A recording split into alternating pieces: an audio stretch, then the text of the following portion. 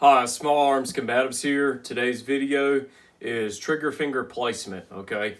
Your trigger finger, that should be your pointer finger there, or your index finger, whatever you want to call it, okay? So let's go over a few things.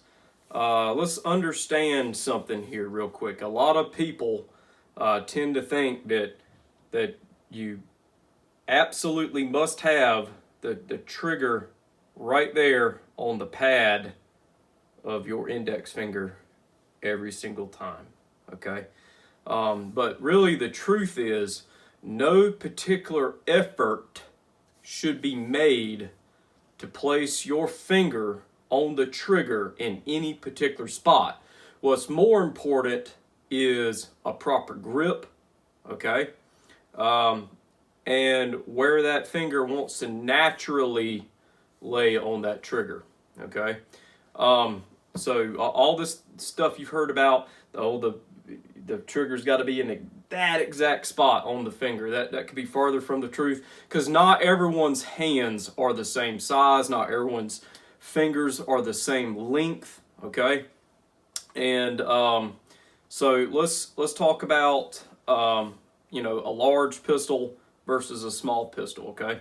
So large pistol, sometimes, you might have to adjust your grip to be able to reach around to grab hold of the trigger in a good spot, okay? A good rule of thumb though is right there around the first crease, somewhere in that area. So from the pad to your first crease, that'd probably be a good general area to tell you, where the finger should fall.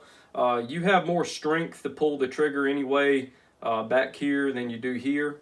And also, with today's polymer guns that have the different back strap replacements, so you can put large, small, whatever to fit your hand better, then you can tune that grip so that you can reach the trigger in the right spot, and that you don't have to make any efforts to barely reach that trigger and stuff like that.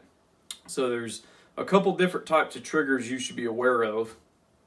Those are triggers that are like the 1911 style, that are the straight pushback, and then there's the trigger that they operate on a hinge, which is pretty much all the modern polymer pistols and pretty much everything else, okay? So what's important is that either one of those triggers that you use, that you squeeze the trigger straight to the rear. That is the thing. Having a solid grip will actually help you squeeze the trigger without disturbing the sights. So that means having a good solid grip. If you're taking all that time to line up those sights and you squeeze the trigger, and for some reason you're not hitting something, you're either taking your eye off that front sight, or you don't have a solid grip. Because a solid grip, you can pretty much squeeze that trigger anyway, generally, and that sight will still not be disturbed through the trigger squeeze. Okay. Small pistols, okay? You have very, very large hands, and you are shooting the small pistol. Well, everyone knows that, you'd have to, jack your finger way out here just to get that trigger right there on that pad. So a lot of times when I fire a small pistol, my finger wraps all the way around, okay? But what is important is that you stick to the true fundamentals of shooting, and if that means you take a training class to learn how to do that, then do that. If you have, stick with that, stick with those fundamentals, solid grip, and you'll hit every single time. Now, if you shoot AR-15 or M16, M4 style rifle, okay, then if you have an A2 grip, so like many of you learned in the Army, you learned in the Marine Corps, during your rifle marksmanship, you get that good high grip like you're supposed to on the pistol grip of the rifle. A lot of times that especially those you with really large hands, that the trigger is right here at that first crease in your finger, first joint, or maybe farther than that. But what's critical is grip, good firm grip, and squeezing the trigger straight to the rear.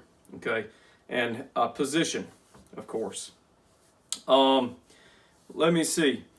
I think that's it. So I hope you enjoyed the video. Just kind of a tip on trigger finger placement.